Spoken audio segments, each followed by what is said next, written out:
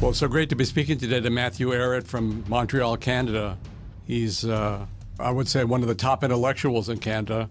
Certainly, he's done an unbelievable and important work in so many different areas. And he's editor-in-chief of the Canadian Patriot Review, senior fellow at the American University in Moscow. He's the author of the Untold History of Canada book series, which I'd like to see the Untold History of America book series too, I should say, and The Clash of the Two Americas. In 2019, he co-founded the Montreal-based Rising Tide Foundation. So, Matt, great to talk to you, and there are so many things we could discuss, but if you're amenable, how about starting off with what the evil Trudeau did to the truckers and what's happened since then? Absolutely, Lew. And thank you for having me on and that very generous introduction. I don't know about the top intellectual in Canada, but I try to I try to pursue cutting through bullshit as much as possible. So and making that known. So thank you for that. For as far as Canada is concerned, indeed, yeah, I think it's been a bit of a wake up call the last couple of years, and especially the last 3 or 4 months for a lot of Canadians. In terms of breaking out of the illusion that a lot of people have suffered under, thinking that we were this liberal democracy with a elected official as a head of state. And the lesson of COVID, and especially since the Truckers' Freedom Convoy had emerged at the end of the end of February, is that that's not the case at all. In fact, the reality is that there is a heavy oligarchical structure controlling Canada with a veneer of democratic sort of, lipstick for people on the outside. Trudeau himself is simply, obviously, a bubblehead who doesn't come up with any of the policies he puts into motion. But he's there for a reason, just like his father was, to advance an agenda that comes from something much higher than him. And when you look at things like the Privy Council office that he and every prime minister who becomes a member of the government or the head of the government has to sign an oath of allegiance to Her Majesty the Queen as part of the joining of the Privy Council, as well as keeping oaths secret, people began to realize that there is something above that deals with the fact that we have a real deep state enshrined within our government since the 19th century. And things like the Governor General, being the actual legal head of Canada as the representative of Her Majesty, with lieutenant governors unelected and appointed in each province to exert royal authority over any law that becomes law. Everything has to be given royal assent. So, here we had a real pushback by people who couldn't survive anymore. It's been 2 years of lockdown. People have not been allowed to get on a plane, basically enjoy fundamental freedoms like travel, leaving or entering Canada without being fully jabbed. Even traveling within Canada, you could drive from one province to another, but it's a big country and most people don't have that liberty. You need a car, you need a train, or you need a plane or a train, and you're not allowed to be on these things without being fully jabbed. So it's really been destructive for a lot of businesses, a lot of families who cannot see each other. And and a lot of jobs, have just like in the United States, have been destroyed. A lot of families have broken up. And so there was the Freedom Convoy, which I think was much bigger than many people realized or thought it was going to be. And as an effect, we've all seen the pictures of the freezing of bank accounts, the violent attacks by Canadian forces, people who were deputized and told to go out and crack some heads, which they did, to old ladies being trampled by horses, which eventually did result in that gigantic convoy in Ottawa breaking up. And emergency measures were used to justify that, even though they weren't ultimately passed into law because there was a lot of pushback. I think there was also a bank run danger where people were pulling a lot of their money out of their banks to avoid their accounts being frozen. That was a great moment, I must say. Yes, it was. So I think, they realized that they were pushing a little bit too fast, too soon, pulled back on some of the emergency measures. So there's a little bit of a respite right now. The tension has been pulled off so people can, for the most part in the provinces, sit down in restaurants and what have you. But the federal authorities are still maintaining absolute emergency protocols. There's still no travel permitted if you're not jabbed. And I think that it's just a matter of time before they snap into another lockdown personally. So it's not looking great in that sense.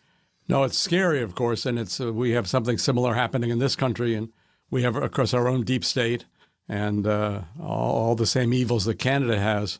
It's alarming, and it's nasty, and it's vicious, and of course, that's government in my view anyway. But this government really seems to be the U.S. government wants to rule the world. I mean, I think they make no bones about it. And if you don't agree, then you've got to be destroyed, whether you're Russia or Canada ever said no, they would be destroyed. So it's amazing and awful stuff. Tell me about what you're writing about now. You write wonderful articles, many of which appear on lewrockwell.com. And tell me about what's your interest right now and what you're writing and researching. Most certainly, yeah. Well, I think part of my ongoing theme that I try to weave in as much as possible into every article I write, and is really this idea that it isn't any particular nation state, as mainstream media tries to often frame our discussion about what is the cause of our geopolitical woes or what have you. It's not that any nation state exists even in a crystallized, finished sense of being devoid of a deep state. There's no pure nation state in the world. There's no nation states making decisions. And ultimately, there is this supranational power above nation states as an authority, which has been there for a very long time. I mean, this is a transgenerational beast, which operates fifth columns. Before the word deep state was popularized, people had formally utilized the term fifth columns, that operates these things in every single country of the world to varying degrees. And without taking into consideration the understanding of this very centralized supranational oligarchy that has certain modus operandi, certain principled, I won't say principled from the true sense of the word, but it has certain principles that it adheres to, organizational principles, that it must operate under in order to function. Without understanding that, it's really impossible to make sense of a lot of the developments, why wars happen, why economic crises are orchestrated throughout history. And we're given a lot of, explanatory models that don't really get us at causality. They're just designed to sort of give us a sense that, oh yeah, that economic crisis, pick an economic crisis, that happened because of people will often have like a cyclical explanation. There's this 11-year cycle of booms and busts or whatever you want to call it. And there's a whole bunch of different varying reasons depending on whatever ideological bent the narrative is catering to. But overall, most mainstream narratives ignore the existence of an actual oligarchy. So I try to just get that point across, that when you look at what happened to the United States over the past, especially 60 years since the death of John F. Kennedy and his brother, on the surface, a lot of people, especially here in Canada, we tend to be very anti-American as a culture in Canada. That's part of being part of the British, educational system coming through it. You kind of are trained to think of America as this intrinsically just evil, rapacious beast. There's a lot of that. It's really weird. Not so much on the West Coast, but it's definitely here on the East Coast. Is that weird or is it true? It has a bit of both, Like obviously the United States hasn't been on its best behavior since the Kennedys were killed, and there was a plunge into completely these unending wars in Vietnam and Laos and beyond, and so obviously the U.S. hasn't merited much reason to receive praise. But at the same time, the United States population and the nation as a whole has not really benefited by the policies of globalization over the past 50, 60 years either, So it's like the U.S. has created a situation where its whole system, its whole society has self-sabotaged. And then the question is, well, who did benefit? Under whose interests did the last 50 years of Anglo-American imperialism, the rape and destruction of Africa and other poor countries that wanted to have industrial development and whose leaders were promptly assassinated, usually by an Anglo-American coup or some other plot. So there was all of this good that could have happened, and yet it was sabotaged. So who benefited? And that's where you start seeing that, I think, again, one of the key lessons I'm trying to get across in my writings is that it's the same enemies, those same interests that are out to destroy Russia, China, the entire Eurasian alliance, which is developing as an alternative security economic system currently faced with the collapse of the Western order, are the same interests that have been out to destroy the United States for a very long time as well. It's not like it's not like the United States is intrinsically the enemy of China or Russia or other countries. It's that we have this other thing which is taking control, like a Borg, will take control of their victims and try to use them for their own agenda. So that's sort of what I'm doing in all of my articles in varying ways. Well, it's very important. And of course, it has applicability to what's going on in the Ukraine right now. Yeah, no, absolutely. I mean, the Ukraine is just the most unfortunate situation. I mean, their physical economic prospects have been so high. If you just go back 30 years, the Ukraine had one of the highest per capita GDP standards, one of the highest quality industrial bases of Eastern Europe. And it was a hub, the Black Sea was a hub for international resorts. Like people would come from all over to vacation there. It was just a really high quality place to live. And in only 30 years, just look at it today. It's at the very bottom of the basket in terms of per capita GDP of European countries. It's been systematically destroyed. And one could say, oh, that was just a series of unfortunate mistakes that happened since 1991 and the dissolution of the Soviet Union. And we tried, we really wanted to help Ukraine, and we just made the wrong decisions, and now look at them. Oops. Or you could say that was a systematic intention, and I think that second one is much more reasonable. That there was an agenda to break Ukraine economically, such that the population, there wasn't a big support base for neo-Nazi romanticism of the Banderites, who've become national heroes in recent years, and other Azov and other fascist military groups that glorify the fascist participation of Nazi collaborators like Mykola Lebed and others during World War II that carried out mass exterminations, not just of Jews, but also of Slavs, of Poles, all of the inferior Untermenschen. That was not a big thing. If you look in the 1970s, 1980s in Ukraine, that was not a big dynamic. And under the conditions, I think, of economic despair, the mass creation of an oligarchy that was arranged under the watch of people like Bill Clinton, Strobe Talbot, who was in charge of much of this perestroika operation, Victoria Nuland, Strobe Talbot's personal assistant in the 1990s, and a lot of George Soros money that obviously all works together to get a certain effect, and that integrated these countries increasingly into NATO that had been part of the Warsaw Pact. The Balkanization of Yugoslavia, obviously, which is an illegal war carried out by NATO, and the encirclement of Russia and China by this ballistic missile shield. This has been something which resulted, when you just look at the destruction of economic opportunities in despair and the radicalization of more and more people, which is, I think, at the heart also of many of the problems that are underlying the fires currently raging in Ukraine today, since especially Russia has been forced to respond to the threat not only of Ukraine joining Russia, but Ukraine also hosting nuclear missiles, as Zelensky had called for, on February 19th, a week before the Japanese Prime Minister, or former Japanese Prime Minister Shinzo Abe, who also glorifies, by the way, World War II Nazi collaborators of Japan.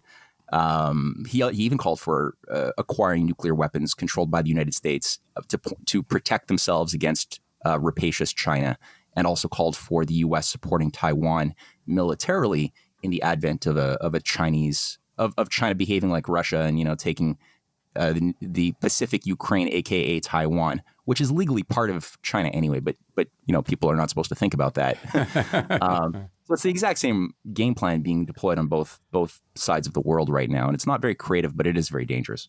No, it's horrifying. In fact, how many of the good guy intellectuals in Canada actually understand this? For example.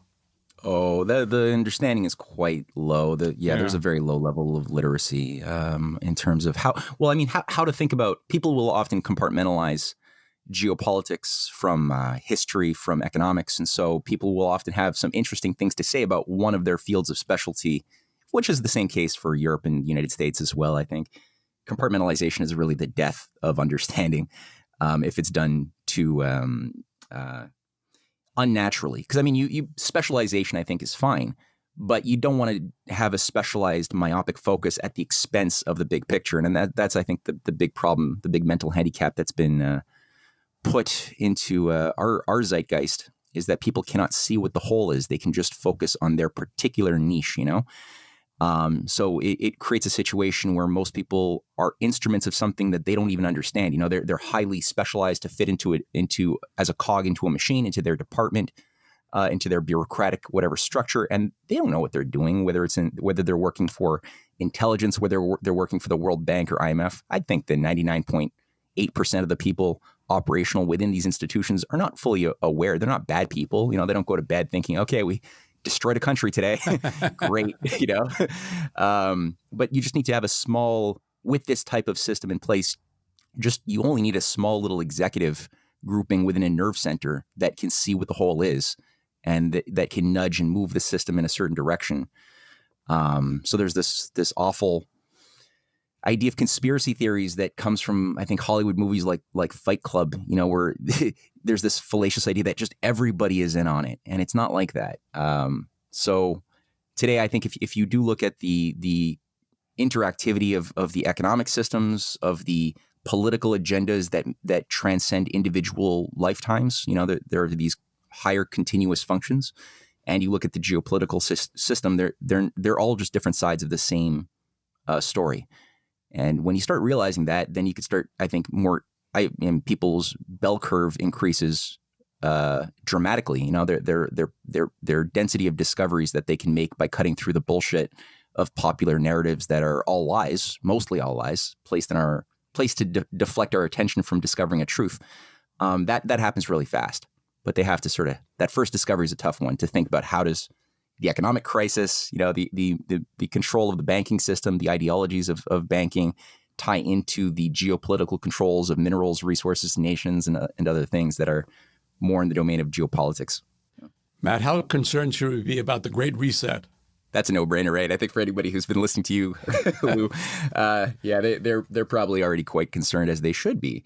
But I think that rather than, I get a lot of emails from people who are kind of bad tripping, like flipping out, because it is bad, and you look at the intention is pretty clear of depopulation, that there is certain computer models that have been operational, especially since the early 70s, produced by people, organizations like the Club of Rome, that have tried to justify that there is this absolute cap on population based on what input we put into our computer models that define resources and certain technologies that exist at a current state that allow for certain maintenance of people at a certain level of quality of life.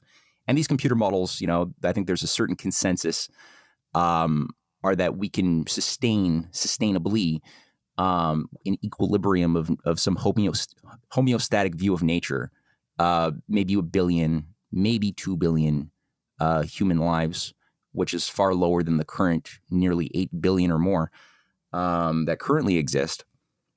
So the Great Reset, from a simple standpoint, it's really just an excuse, a label that was created in the wake of this pandemic to justify a complete behavioral modification and a set of new values to be imposed onto the world system as a way to justify or get the victims of this depopulation agenda to acquiesce or even desire their own destruction, by having us be convinced as people that the great faults of the world's ills, climate change, pandemics, this is all just that we consume too much. There's too many of us.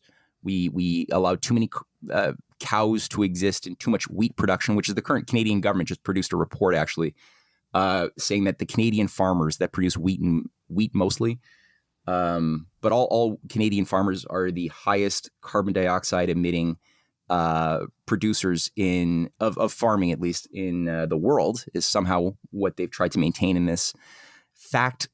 There's no facts actually backing up any of the claims in this report, but the argument is being made that we have to solve the problem by essentially shutting down those causes of utilizing fertilizers, utilizing different, bad chemicals and bad emissions that contribute to global warming, which frankly, there is no global warming happening from a scientific standpoint.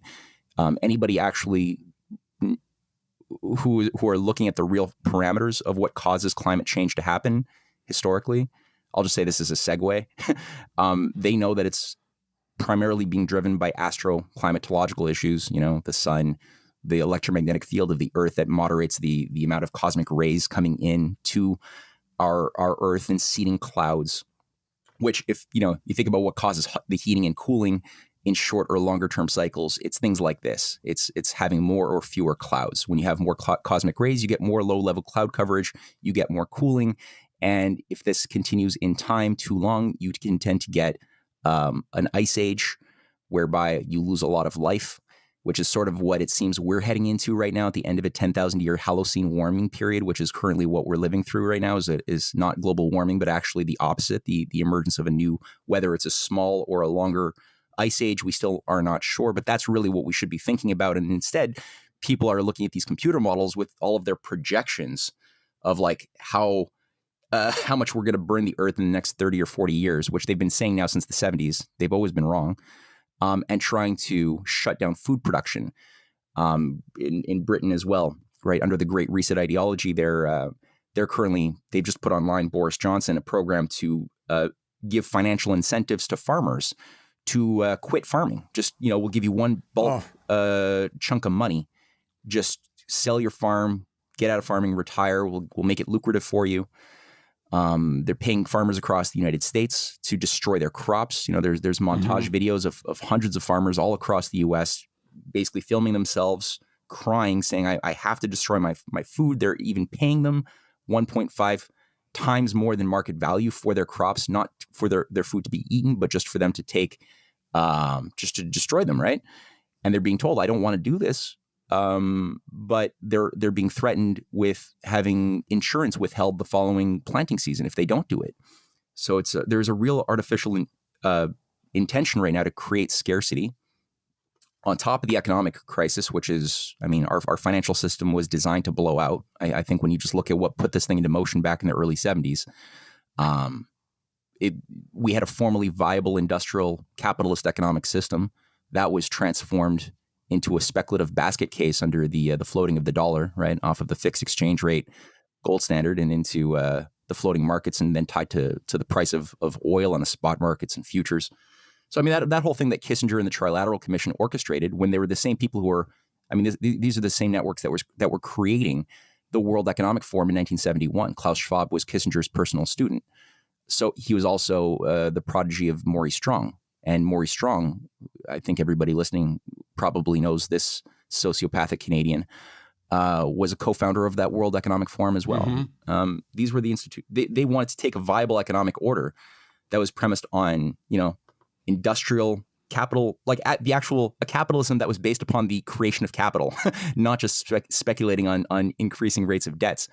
And they turned it into a time bomb based on myopic, maximization of profits in the moment without thinking about the longer term consequences of your decisions economically, and creating a situation where we have today, the biggest cartelization of corporations above nation states, and a bubble of, what is it? I don't even know, Lou.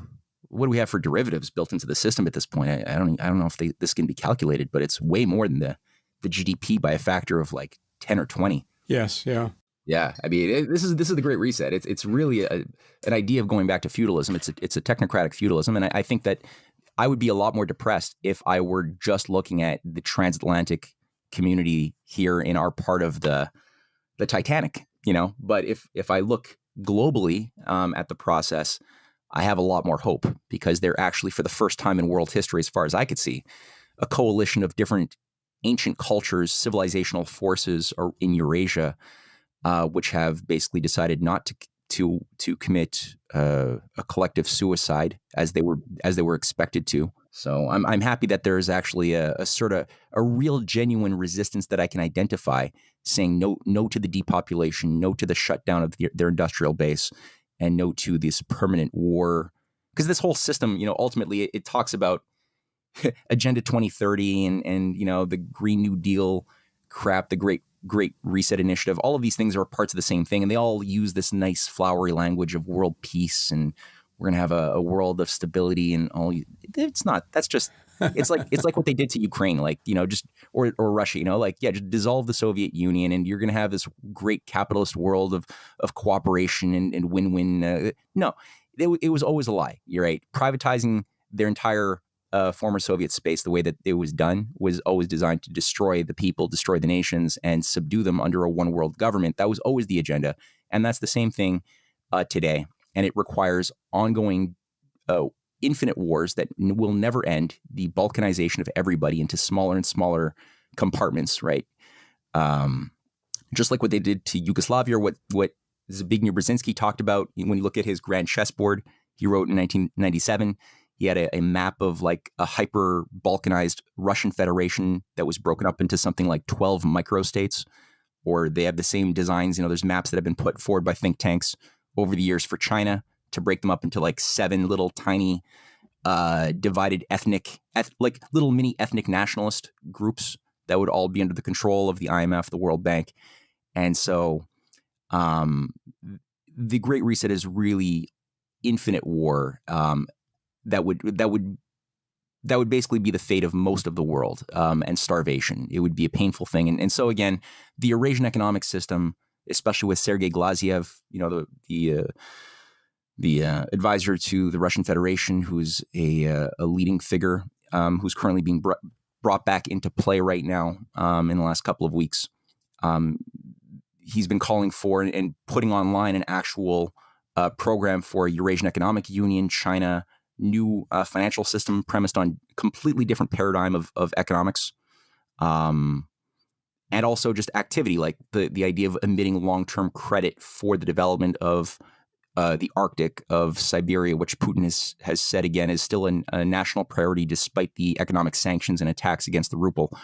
The development and extension of high-speed rail and other things into opening up the underdeveloped Siberian and northern regions, which is tied to the Polar Silk Road, which is another branch. People, I think, all know this, but China's Belt and Road Initiative has also the name New Silk Road, which has a polar extension, which has really taken hold, especially since 2019. It's a big part of my new book. And so all of these things are really integrating into this holistic resistance, which is all premised on anti-depopulation, anti-destruction of nation states. And instead, what we're seeing for the 140 countries, at least, that have signed agreements to join to varying degrees the Belt and Road Initiative. 140, that's significant. What we're seeing is something very different from the IMF World Bank sort of practice towards Africa or other poor countries over the past 70 years. And instead, what we're seeing are loans not tied to conditionalities, but that are rather tied to the specific building of giant projects, whether it's in Ethiopia or Kenya or Sudan or other neighboring countries in Asia or Russia. So it's a matter of getting things done that is creating a blossoming of private enterprise of, it's not just this, it's often characterized by mainstream media, as this replay of, the old crusty communist order of authoritarian nation states that don't believe in private capital versus the liberal democratic societies that believe in freedom. No, it's actually not that at all. So there's something else going on, which again gives me some hope, because this is a different type. We will get a new system. That's a guarantee. The question is whether it's going to be operating on which principle, right? And these other leaders of Eurasia, they're representing, again, ancient civilizational forces. Their idea right now is that we need an open, not a closed system. The Great Reset idea is very much premised on the mathematical idea of a closed computer model. There's nothing you can introduce that's not within the parameters of the system of the programmer, right, running the computer models. Whereas in an open system, which is, I think, more in harmony with how the universe actually works, there's always new place for creative ideas, new discoveries that haven't been made, that are not in the old model, which is that's really, I think, the fundamental lesson of economics, which is, we have to really make that breakthrough fast, though, because if we still think that we're just a little hedonistic machine inside of a computer system, and that's like our nature, we're not going to be able to argue against people like George Soros and others who are trying to convince us that this is really our fate, right? Is just to accept that we've overshot our consumption. We have to now think little, think small, think depopulated, expect to kill grandma if she's too expensive to maintain, unfortunately, right? That's the new paradigm. The cost benefit ratio doesn't justify keeping old people alive if they're not useful anymore. So you got to, again, it's this Nazi ethic coming back online, which we have to be able to refute. Matthew, thanks for giving us some hope. And how about telling us at the end here, tell us about your new book. Oh, yeah, for sure. Well, yeah, it's volume 3 of the trilogy. So I'm closing up this trilogy that began with volume 1 of The Clash of the Two Americas. Volume 1 had it dealt with 1774 with the Quebec Act, which kept sort of Quebec, here where I'm located. That was all of Canada back then. It kept us out of the American Revolution where we were supposed to. We had a lot of Ben Franklin was up here in Montreal for several weeks, in April 1776. And he had been really trying hard to organize a delegation from Canada to be a part of the other 13 colonies, to say as 14 colonies, we're going to create this new type of system outside of the British Empire, and we failed. The Quebec Act was one of the bribes that kept us under the control of the Crown. That was a screw up. So anyway, that's where that story kicks off in volume 1, and it proceeds all the way through the assassinations of all of the leaders, the different American presidents of the 19th century up until McKinley was killed in 1901.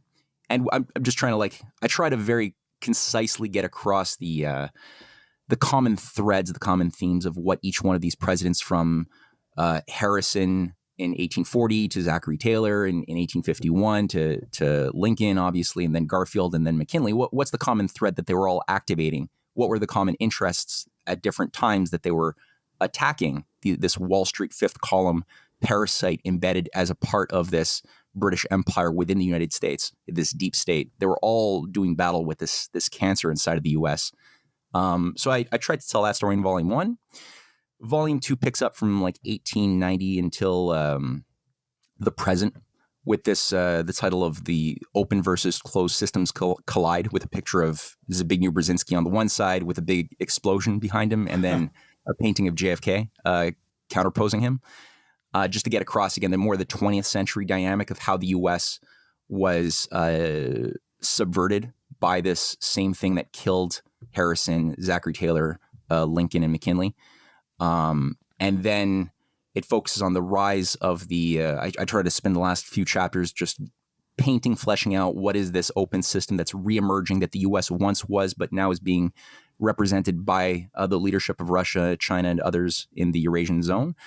And then currently now the third volume that was just finally made available today, it's about 400 pages, is on the birth of a Eurasian manifest destiny. So how the old, typically American idea of the Monroe Doctrine, the manifest destiny doctrine, at least the better variant of it, because there's a few destructive variants of the manifest destiny idea that justify a Pax Americana, but there's actually a good, healthy version as well. How that's being revived in Eurasia currently, with a lot of history. There's a lot of context in there, and I've got several chapters just fleshing out the deep state fifth columns in China as well as in Russia, so that Westerners can better appreciate what the hell is going on, in these countries that we often tend to label with one good or evil paintbrush, and we miss the nuance. So that's something people can buy either on my website, on CanadianPatriot.org. It's an easy way to find it. There's all sorts of little buttons saying buy the books. Or if they want a PDF, they could just write to me at info@risingtidefoundation.net. I could send them a PDF for free if money is scarce. I understand. Otherwise, that's the best thing to do. Matt, this has been tremendous, and I can see why you're so well thought of in Canada and other parts of this world. So thanks so much for coming on the show. I hope you come back. I'd like to have your wife on at some point too. Cynthia would love to be on. She loves your website, and absolutely, yeah, I would. I'm looking forward to our next conversation. Terrific. Thank you, Matt. Thanks, Lew. Bye. Bye-bye. Well, thanks so much for listening to the Lew Rockwell Show today. Take a look at all the podcasts. There have been hundreds of them. There's a link on the LRC front page. Thank you.